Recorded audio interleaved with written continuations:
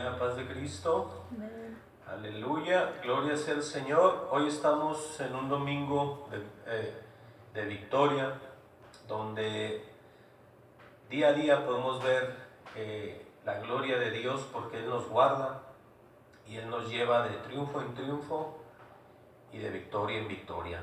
Hoy en esta tarde vamos a gozarnos en este tema de esta tarde, y el título de este tema es un cuerpo en Cristo. Amén.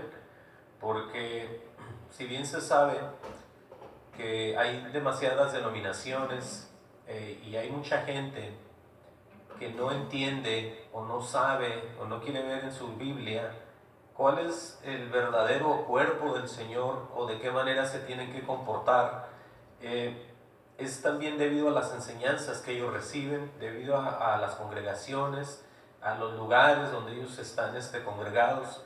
Pero hoy en esta tarde vamos nosotros a ver, como siempre lo hacemos aquí, a través de la hermosa y poderosa palabra de Dios.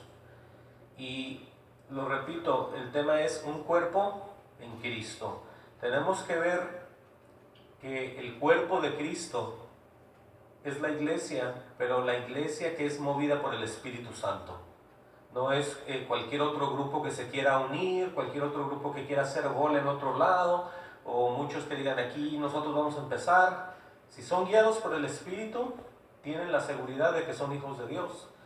Pero si no, es muy triste que la gente durante generaciones y generaciones estén perdiendo el tiempo profesando tener verdades con mentiras, ¿verdad? Porque profesan y dicen una palabra de mentira y pensando que es una verdad. Pero la Biblia nos enseña todo. La Biblia es la palabra de Dios, es lo que todos ocupamos, los verdaderos creyentes y los que no han conocido, para poder ser verdaderos creyentes. Es que la palabra del Señor, y la vamos a estar viendo. Acompáñenme al libro de Romanos 11:33. Gloria a Cristo Jesús, y que sea Él el que nos guíe a través de su poderosa palabra que vamos a estar viendo hoy. Como siempre, cosas que ya están escritas, cosas que toda la gente ha podido ver durante años, generaciones, pastores, mucha gente de Dios ha tenido en sus manos este hermoso libro que es la Biblia. Pero lo repito, hay personas que no buscan los misterios de Dios, hay personas que están congregados con otras intenciones, hay personas que tienen 1000 intenciones menos de escuchar la voz de Dios en una total humildad para poder ir afuera a las naciones y predicar el Evangelio y sacar a las personas de las tinieblas hacia la luz verdadera. Amén. Vamos a empezar a ver primeramente conforme a lo que es Dios también, porque tenemos que entender que para ser un cuerpo en el Señor no tenemos nosotros que necesariamente ser notificados, podemos decir así, de las cosas que Dios es, sino dejarnos usar por Dios. Eso es algo muy diferente.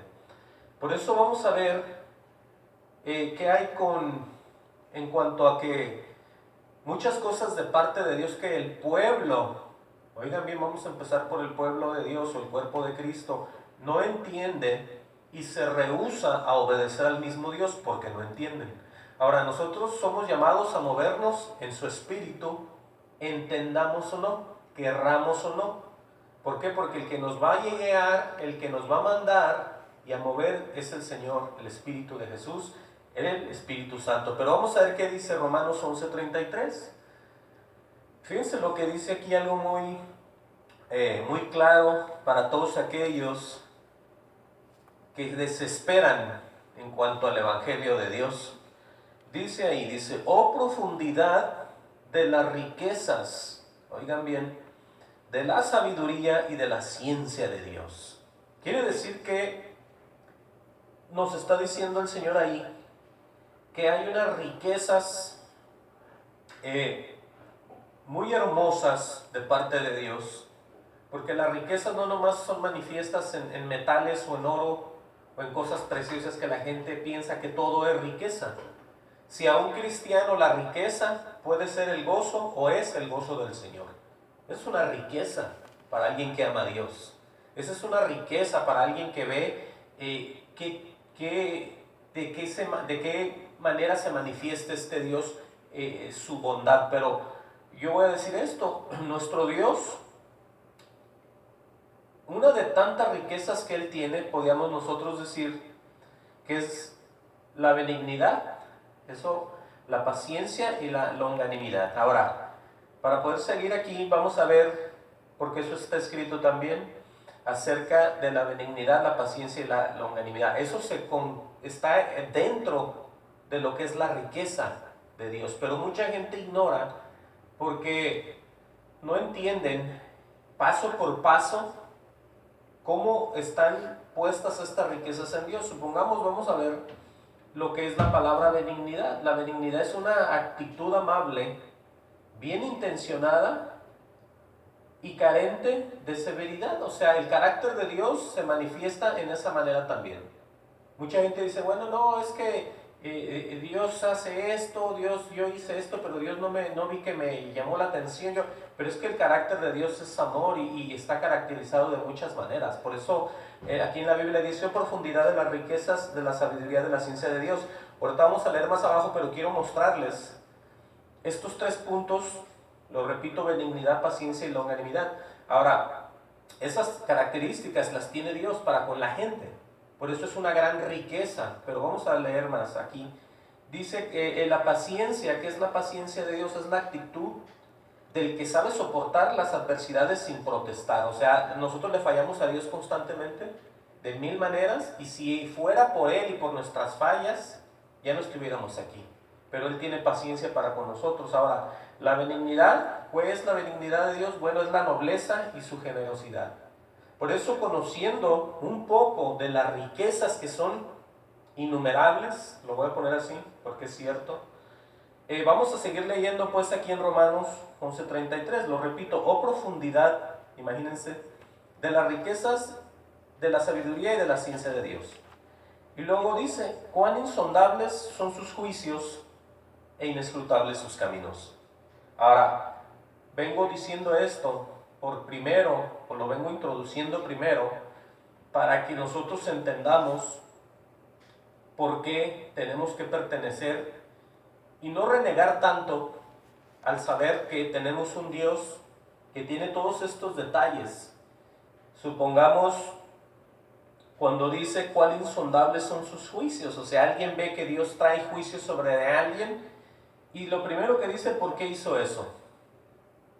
¿Sí? Se pregunta a la gente, ¿por qué Dios hizo este juicio con este pueblo, con esta ciudad, con esta familia, con esta persona, con lo que sea? Dios trae juicios. Bueno, por eso Él dice que insondables son sus juicios. Ahora, la palabra insondable significa que no puede ser sondeado o alcanzado su fondo. Nadie podemos entender dentro de toda esa sabiduría de Dios los actos que muchas veces hace con alguien o con algunos y nosotros no podemos captar o entender. Porque Él es Dios. Dice pues que no se puede sondear, alcanzar su fondo. Dice que es difícil de conocer o comprender o averiguar. Si ese es Dios cuando trabaja de una manera que vemos y no entendemos. Por eso está escrito esto, para que nadie se asuste, nadie diga, oh, yo no entiendo, Bueno, está escrito que no debes de entender también en cuanto a que las cosas son insondables, ¿verdad? Insondables son sus juicios e inescrutables, dice, sus caminos. 2 cosas que pasan cuando estamos en los caminos de Dios o en el Evangelio o en el cristianismo o estamos llamados a participar en las cosas de Dios. Vamos a ver nosotros juicios en las personas y caminos también. O sea, son cosas que no podemos nosotros, porque no sabemos, dejar de congregarnos, dejar de ser parte del cuerpo del Señor. Porque mucha gente dice, no, es que yo no entiendo ahí, o por qué esto, por qué el otro, por qué si Dios es así, y se empiezan a alejar. Por eso Dios presenta en su palabra estos detalles tan fuertes, para que la gente no esté quejándose, no esté llorando, no esté que no entiendo, que no puedo, sino que se dejen usar por el poder de Dios y se acabó. Ahora, Inescrutable viene siendo casi lo mismo, que no se puede saber o averiguar. Ese es el camino de Dios, nadie lo puede saber ni averiguar cómo se mueve, a menos que el Espíritu venga y obre en las personas. De esa manera, la gente es movida y es conformada a seguir obedeciendo a Dios por el poder de Dios en él. Porque sin el Espíritu nadie sabe ni entiende nada, como lo hemos dicho siempre aquí. Por eso entendamos. Vamos a seguir leyendo en el 34. Dice, porque ¿quién entendió la mente del Señor? ¿Sí? Por eso es que tenemos que saber que este Dios tiene todo en control. Tiene todo bajo sus pies, tiene todo ordenado, él ya sabe los tiempos, él ya sabe todo. Por eso dice el 34, pero ¿quién entendió la mente del Señor? ¿O quién fue su consejero? Dice, ¿quién le dio a él primero para que le fuese recompensado? El 36 dice, porque de él, oigan bien, y por él, y para él, son todas las cosas. A él sea la gloria por los siglos. Amén. Entonces, todo lo que Dios va a mover, el propósito en las personas, en las iglesias, en las congregaciones, inclusive en los que no creen, todo es para la honra y la gloria del Señor, y todo tiene el propósito que Dios quiso tener. A Dios no le va a adelantársele nadie con alguna noticia, con algún hecho, con algún evento, nada, absolutamente nada. Por eso es bien importante que como cuerpo de Cristo entendamos esta parte de un Dios que amamos y que muchas veces, porque está escrito, no podemos entender. Pero eso no importa, les digo por qué. Porque para nosotros el Señor es todo. Nosotros no tenemos que escoger cosas del Señor que nos interesan y cosas que no nos interesan de parte del Señor. Todo lo tenemos que decir amén y sí en el Señor. Aleluya. Vamos a seguir leyendo en el 12.1 para poder ver más a fondo lo que es o en lo que consiste el cuerpo de Cristo. Porque por eso vemos nosotros diferentes movimientos, diferentes maneras de hacer cosas en las iglesias, diferentes doctrinas, diferentes formas de llevar las personas el evangelio. ¿Por qué? Porque no se toman el tiempo de ver qué es lo que dice el Señor, de qué manera es que los creyentes tienen que obedecer o postrarse o entender o esperar o recibir lo que es la palabra de Dios. Vamos a leer ahí en Romanos 12.1. Dice así que hermanos, os ruego por las misericordias de Dios. ¿Sí? O sea, es algo muy tremendo, las misericordias de Dios. Dice que presentéis vuestros cuerpos en sacrificio vivo, santo y agradable a Dios, que es vuestro culto racional. Cuando venimos a los pies de Dios, cuando Él ya viene y el Espíritu mora en los creyentes, lo más normal es hacer un culto racional de la manera que está escrito, de la manera que dice aquí, prestando, como Él dice, vuestros cuerpos. O sea, una totalidad entregada a la obra de Dios, a caminar, a obedecer, a entender, a trabajar, a ayudar, a hacer, a estar, a presentarse, a ser participante de este cuerpo, porque uno no puede tener un cuerpo con las partes en otros lados. Los cuerpos tienen que estar unidos en uno. Por eso dice él, agradable a Dios, que es vuestro culto racional, o sea que es algo que tiene sentido de parte de Dios para que nosotros estemos prestando nuestro cuerpo, el servicio hacia Dios. Por eso dice, por las misericordias de Dios, que presentéis vuestros cuerpos en sacrificio vivo. O sea, lo primero es presentar, arrimarnos hacia Dios creyendo que Él existe, viendo y poniendo de nuestra parte en la congregación local.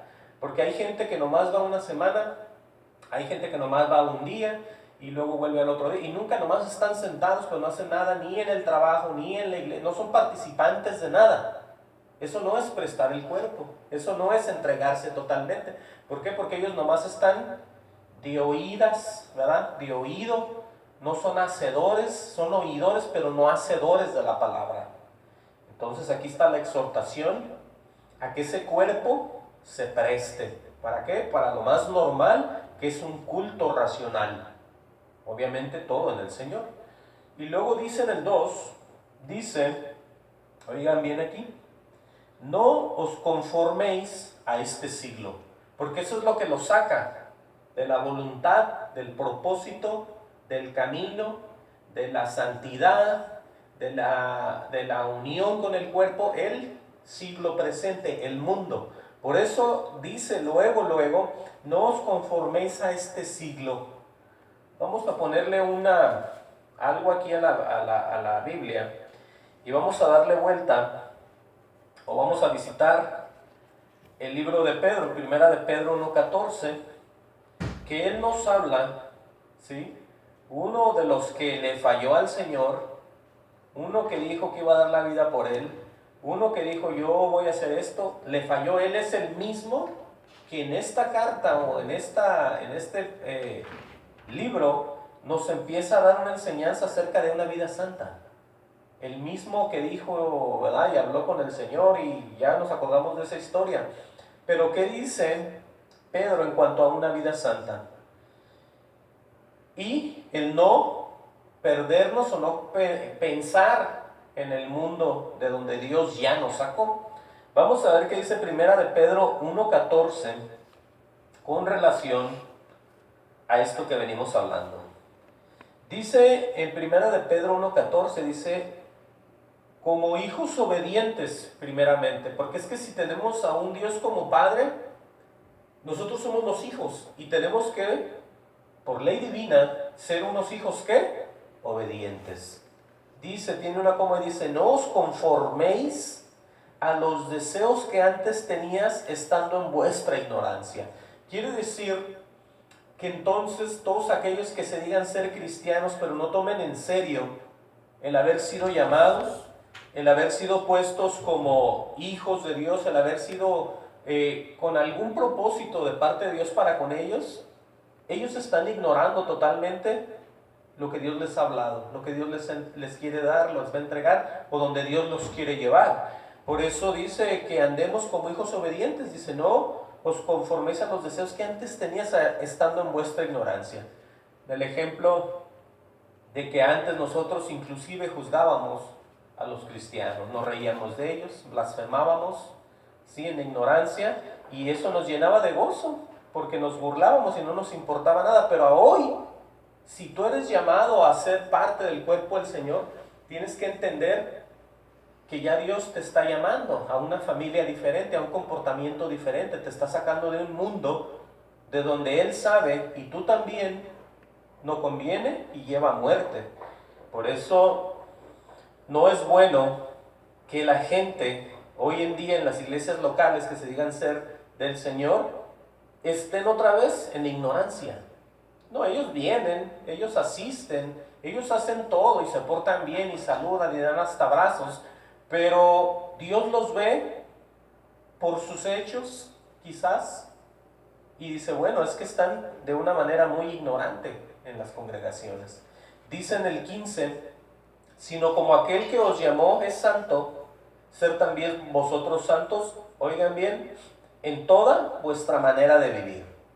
Ahora, uno no vive nomás en el templo cuando se congrega, uno no vive y cuando uno se posta por ahí a orar un ratillo nomás y luego le da sueño, no, sino que uno vive todo el día, toda la noche y todos los días. Es una vida, por eso se llama vida, estamos constantemente despiertos, dormidos, pero estamos en una vida que Dios nos dio. Entonces dice, sino como aquel que os llamó a ser santos, también vosotros sed santos en toda vuestra manera de vivir, o sea, en una totalidad, con tus amigos, con tus amigas, en la escuela, cuando estés solo. O sea, hay que tener cuidado, porque por muchas maneras nosotros podemos vivir sin darnos cuenta en ignorancia. Dice el 16, porque escrito está, ser santos porque yo soy santo, dice el Señor. Y luego aquí está algo más fuerte todavía, en el 17 dice, y si invocáis por Padre aquel que sin acepción de personas juzga según la obra de cada uno, dice él, conducíos en temor todo el tiempo de vuestra peregrinación. O sea que todos aquellos que invocan al verdadero Dios, les está contando hasta cierto punto eso, y Dios lo está viendo, porque mucha gente dice, no, Dios no es así. Dios no ve, Dios se olvida, esto que lo... Pero si fuera así, de nada serviría que cayéramos o falláramos si Dios no ve nada. Pónganse a pensar conmigo en eso. Entonces no es tanto que tengamos un Dios que nomás esté enfadando o dando con lo mismo, sino que las cosas hay que leerlas y hay que tratar de guardarlas, porque entonces estamos siendo rebeldes y no estamos guardando absolutamente nada de lo que Él nos manda hacer. Por eso Él se pone como ejemplo en el 15 y dice, sino como aquel que os llamó es santo. ¿Cómo va a ser que Dios nos llame un Dios santo y nosotros andemos fallando, riéndonos, sin creer, sin tener en cuenta nada, a ninguna persona ni a nosotros mismos? Eso no se llama santidad. O sea, entendamos que nosotros no fuimos llamados a rebeldía, sino a santidad. Por eso cada quien va a dar cuentas de su propia vida, de sus propios hechos, y es muy triste que estando escrito todo esto, la gente sigue ignorando.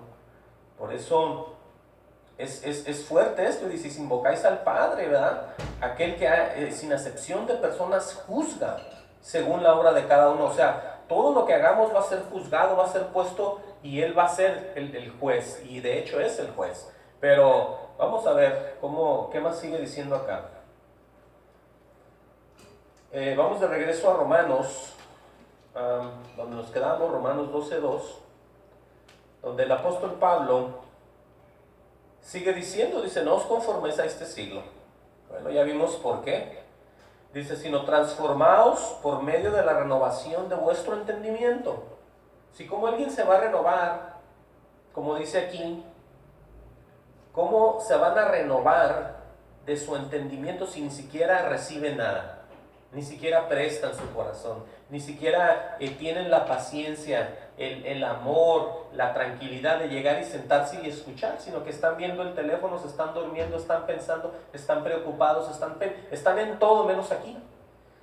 Pero es triste porque el llamamiento a ser cambiado, transformado por lo que oyen, es casi todo para el cristiano. Ahí dice, no os conforméis a este siglo, sino transformaos por medio de la renovación de vuestro entendimiento. Y luego con un propósito, para que comprobéis cuál sea la buena voluntad de Dios, agradable y perfecta. Porque mucha gente dice, ¿qué quedará Dios? ¿Cómo sé yo si Él...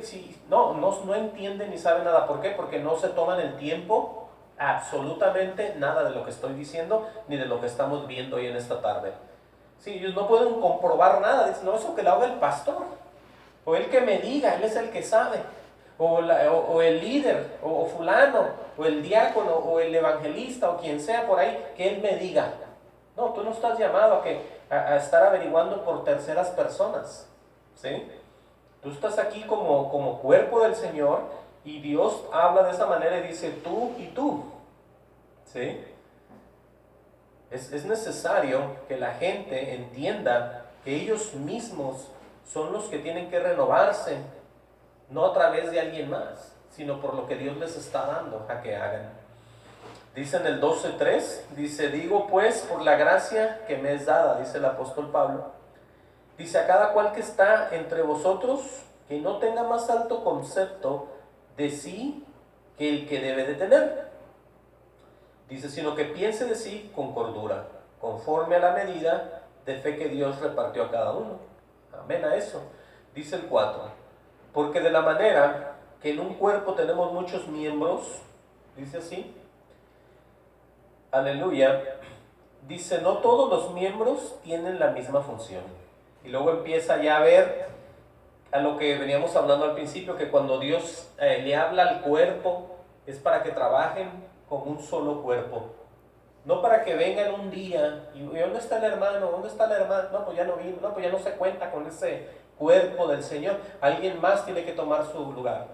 Entonces la gente tiende mucho a fallar, a faltar y a decir, hoy no voy, hoy no me hago presente, hoy no. Entonces ellos como que sí, como que no quieren. Pero bueno, aquí está la exhortación a que dejen o dejemos de andar entrando y saliendo a las cosas de Dios.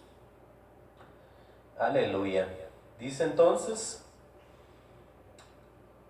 dice en el 4, lo repito, porque de la misma manera que en un cuerpo tenemos muchos miembros, dice, no todos los miembros tienen la misma función.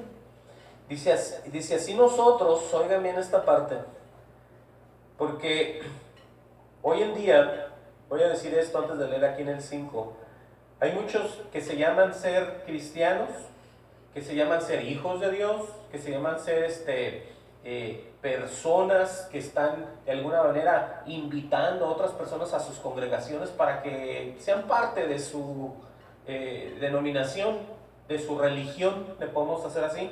Pero fíjense este punto que vamos a ver aquí, con relación a que es solamente un cuerpo. Amén. No hay varios cuerpos que se parezcan, ¿sí? Y que de repente Dios los vaya a transformar al cuerpo verdadero de Él. Hay solamente un cuerpo. El otro no es nada todavía, ni es nadie, hasta que no vengan a la familia de Dios. Por eso, vamos a ver esto así. Dice, así nosotros, refiriéndose a los verdaderos, oigan bien cómo dice, siendo muchos, ¿sí? Porque hay bastantes creyentes vueltos a nacer por todo el globo terráqueo, por todo el mundo. Bueno, dice, si nosotros siendo muchos somos un cuerpo en Cristo y todos miembros los unos de los otros, no nada más de una iglesia local, sino todo aquel que es ya declarado por la voluntad de Dios hijo del propio Dios, ¿sí? Al que llamó, al que guardó, santificó, al que predestinó. Está hablando de un solo cuerpo en Cristo. Ahora, habiendo dicho esto, quiero mostrarles algo que tiene que ver con esto que estamos leyendo. Vamos a ver Primera de Corintios 10:1, ¿sí? Vamos a leer ahí.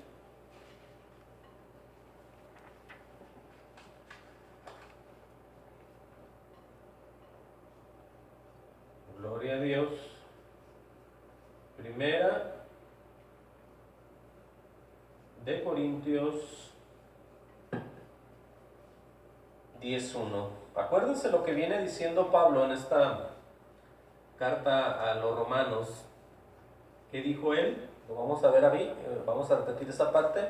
Dice, así nosotros siendo muchos, somos un cuerpo en Cristo. Y ahí todos podemos decir amén, pero hay mucha gente que no va a estar muy de acuerdo con esto que vamos a leer también, porque ellos no caen en lo que está escrito. Y todos miembros los unos de los otros. Bueno, fíjense lo que dice 1 Corintios 10:1. Dice ahí, dice, porque no quiero, hermanos, que ignoréis que vuestros padres todos estuvieron bajo la nube y todos pasaron el mar. Aquí va a hablar otra vez Pablo acerca de un grupo de creyentes, pero con un mismo Dios, como el que tenemos hoy nosotros. Pero ¿qué sigue diciendo? Bueno, dice en el 2, dice, y todos en Moisés fueron bautizados en la nube y en el mar. Vean que solamente Dios, con aquellos que tienen contacto, con aquellos que tienen una predestinación, con aquellos que Él selecciona y tiene llamados y tiene todo tipo, pero en Dios son los hijos del propio Dios, o los que tienen que ver con Él, los demás no. Dice en el 3, aquí viene la relación, la comunión, dice, y todos comieron el mismo alimento espiritual.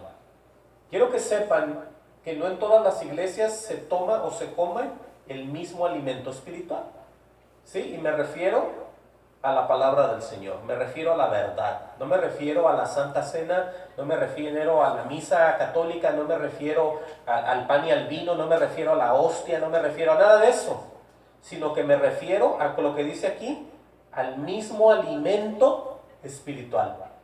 Eso es algo que la gente va a decir, espérate, ¿cómo? Bueno, solamente hay un alimento espiritual, ¿sí? No puede haber varios que quieran alcanzar el alimento verdadero espiritual después, sino que solamente hay uno.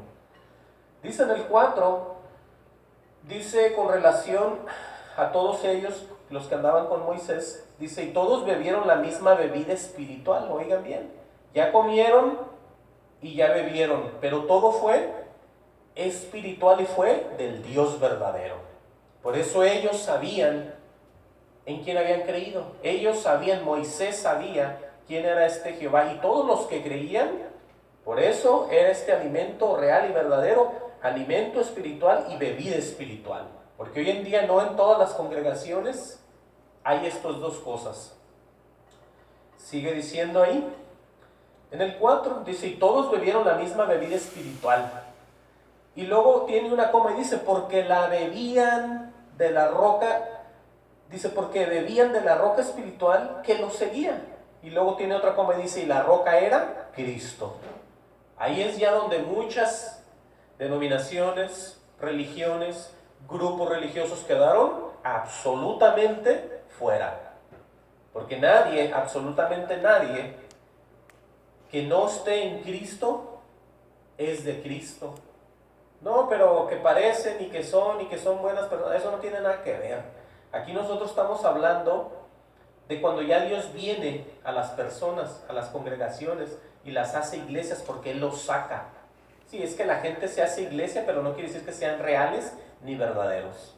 Por eso entendamos, como leíamos al principio, que es por Él, en Él, para Él y solamente para Él, la honra y la gloria. Por eso dice aquí, qué casualidad y qué hermoso sea que en el tiempo de Moisés se hable y se mencione una roca espiritual que lo seguía, y esa roca era Cristo. Por eso estamos ya viendo que muchas personas no es lo que dicen ser, ¿sí? O lo que ellos predican ser, sino que están muy fuera de una gran verdad, que es el camino al cielo. Vamos a ir leyendo ahí. Dice, pero en los demás de ellos no se agradó Dios. ¿Cómo así? ¿Cómo de un grupo? Ahí estamos ya viendo una representación de trigo y cizaña, de impío y temeroso, de verdadero y falso. Bueno, ¿qué pasó con los que no se agradó Dios? Dice, por lo cual quedaron postrados en el desierto. Esos que quedaron postrados en el desierto fueron los que no creyeron. ¿Sí? Ahora, Dios no los dejó ahí por ninguna otra razón, sino por la ignorancia y la dureza de sus propios corazones. Y ese es el gran error de mucha gente. Dice en el 6, mas estas cosas sucedieron como ejemplos para nosotros, oigan bien, para que no codiciemos cosas malas como ellos codiciaron. Ahora solamente Dios sabe que tantas cosas ellos codiciaban. Por eso hoy en día hay congregaciones, templos religiosos que codician miles de cosas, menos salvar almas y llevarlas al cielo, porque ni ellos mismos se van a salvar quizás. Vamos a seguir leyendo aquí. Dice en el 7, no seáis idólatras. Sí, porque fuera de una verdad en el Señor, si no estás tú humillado bajo la poderosa mano del Señor, estás de rebelde y estás de idólatra, con muchas cosas y muchas maneras. Por eso dice, no seáis idólatras.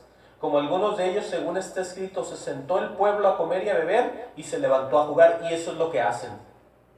Se sientan, según ellos, a tener una relación con un Dios que no conocen, se sientan a comer y a beber con un Dios que no se les ha manifestado nunca, ni los ha puesto a ellos como un camino hacia la salvación tampoco, pero ellos se sientan. ¿A qué? A comer y a beber, y se levantan luego a jugar. O sea, haz de cuenta que no pasa nada. Pues sí, porque no hay Dios en ellos. Dice en el 8, ni forniquemos como algunos de ellos fornicaron y cayeron en un día 23,000. Ahí está. Dice, ni tentemos al Señor como también algunos de ellos le tentaron. Perecieron por las serpientes. Hoy nomás todo lo que le pasa a alguien ignorando las verdades de Dios. Te haces un desobediente, te haces un rebelde, tientas a Dios, caes de muchas maneras y terminas no nomás muriéndote muy feo en la tierra, pero terminas también en el mismo infierno. Aleluya. Dice aquí todos los detalles de la gente, por eso se hace esto como ejemplo a los creyentes. Dice entonces, ni murmuréis como algunos de ellos murmuraron y perecieron por el destructor. ¿Quién? ¿Por quién perecieron? Por el destructor. ¿Sí? Porque la gente hoy en día critican al que en verdad habla de Dios, critican al que en verdad Dios lo usa y empiezan a murmurar. Y eso delante de Dios es algo que Él también aborrece y detesta. ¿Sí? Así le hicieron a Moisés, lo criticaron, se burlaban de él, la misma gente que iba con él, y hoy en día sigue lo mismo. Hay iglesias muy envidiosas, hay iglesias que los que están ahí quieren que el pastor ya deje predicar a los demás, que él se quite, y entonces no entienden todavía ni de qué se trata esto, pero ellos ya están de envidiosos murmurando. Aleluya. Dice en el 11, y estas cosas les acontecieron como ejemplo y están escritas para amonestarnos a nosotros. Pues la gente no lee esto, la gente lee otras cosas. No, no leas tú eso era para Israel, dicen, ¿ah?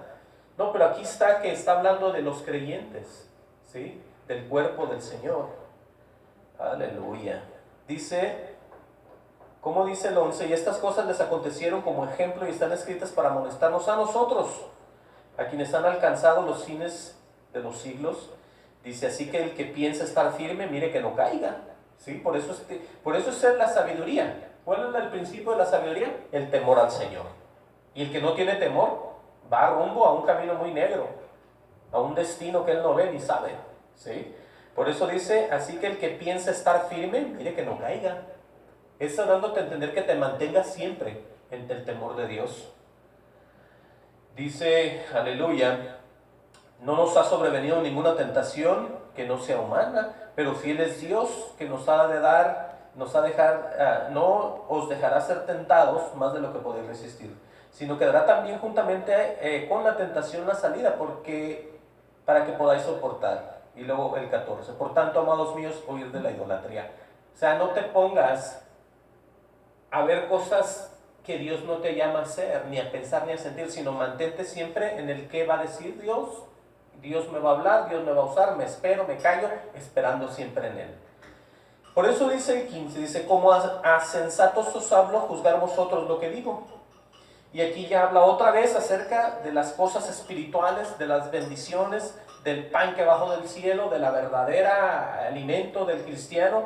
Dice, la copa de bendición que bendecimos no es la comunión de la sangre de Cristo, el pan que partimos no es la comunión del cuerpo de Cristo. Dice, siendo uno solo el pan, oigan bien, nosotros con ser muchos somos cuerpo, pues todos participamos de aquel mismo pan. Ahora, hay congregaciones que no tienen este pan. Hay congregaciones que hacen de todo, cuentan chistes, cuentan historias, pasan los niños, pasan los viejos, pasan mujeres, pasa el pastor, pasa la pastora, pasa el hijo, pasa la hija, y eso es un entretenimiento, pero no toman para nada el pan, ni este solo pan del que habla la Biblia. Dice ahí que siendo un solo el pan, nosotros con ser muchos somos un cuerpo, pues todos participamos de aquel mismo pan.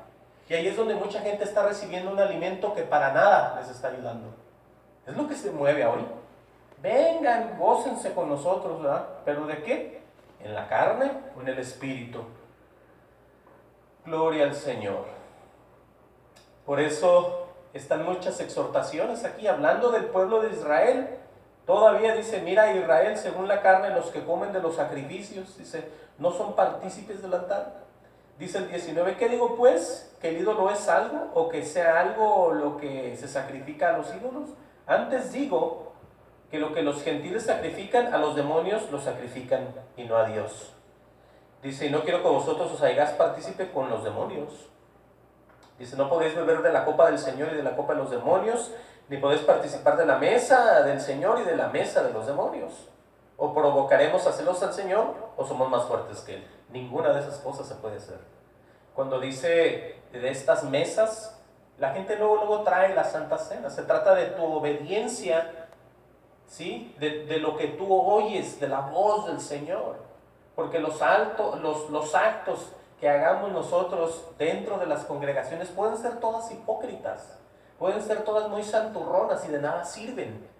Sí, porque las liturgias, los actos físicos dentro de los templos, si fueran tan buenos, Israel estuviera todavía están como estaban antes creyendo todas estas cosas, pero Dios nunca les hubiera dicho tantas cosas que les dijo a Él. Cuando Él vino y empezó a hablar y empezó a decirles que eran unos hipócritas, que eran esto, porque ellos eran de lo más perfecto dentro de las congregaciones y aún así estaban mal. ¿Qué le pasó a Nicodemo?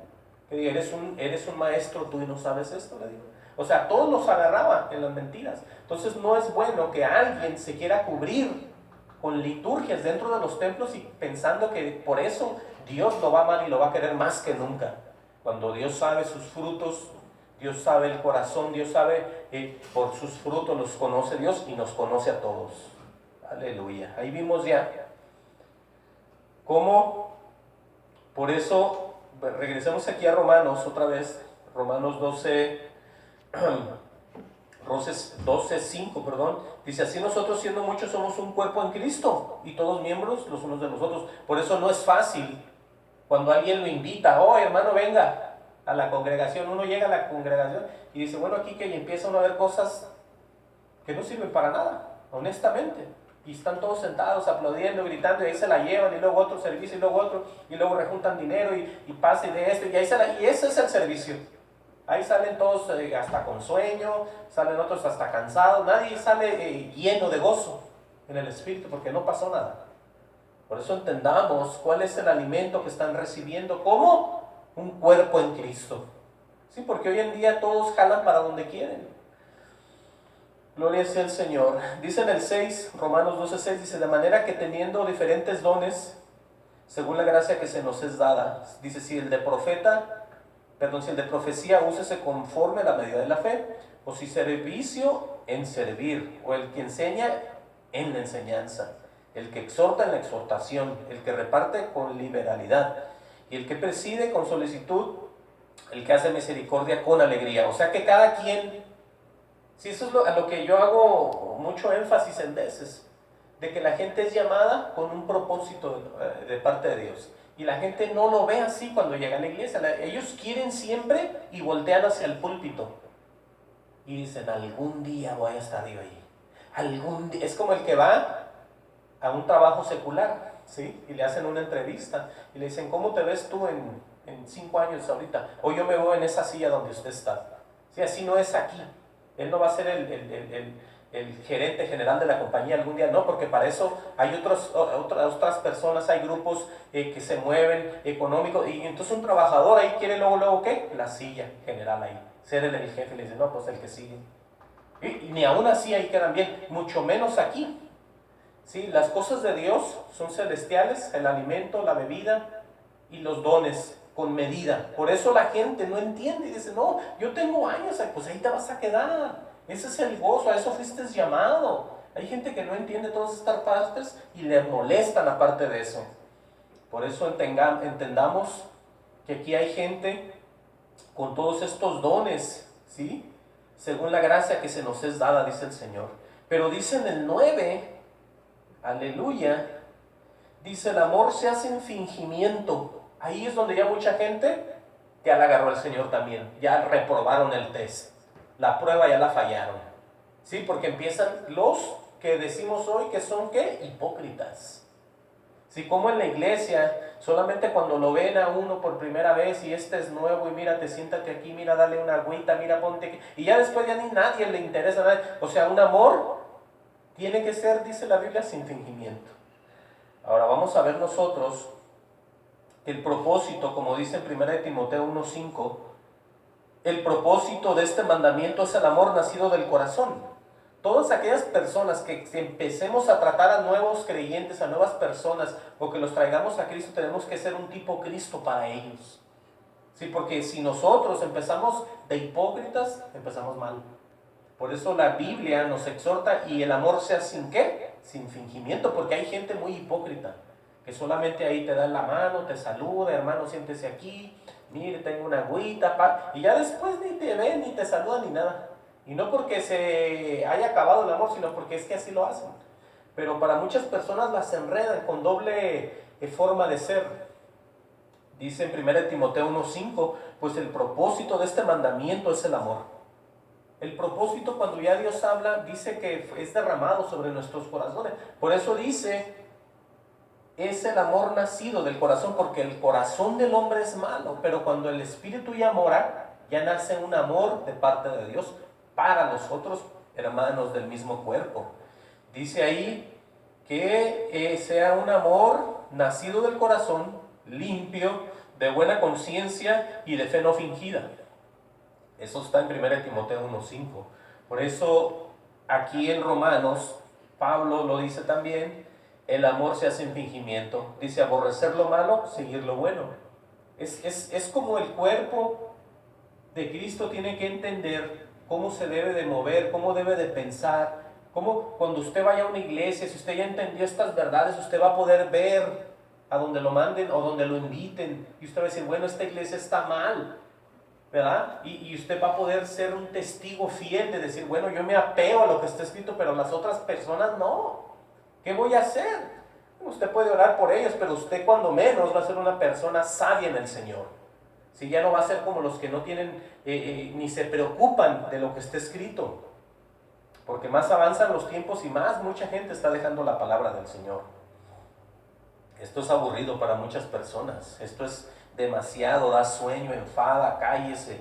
Oh sí, cuando llegues a la presencia del Señor, si es que llegas, va a ser nada más adorar y alabar y estar ahí con el Señor.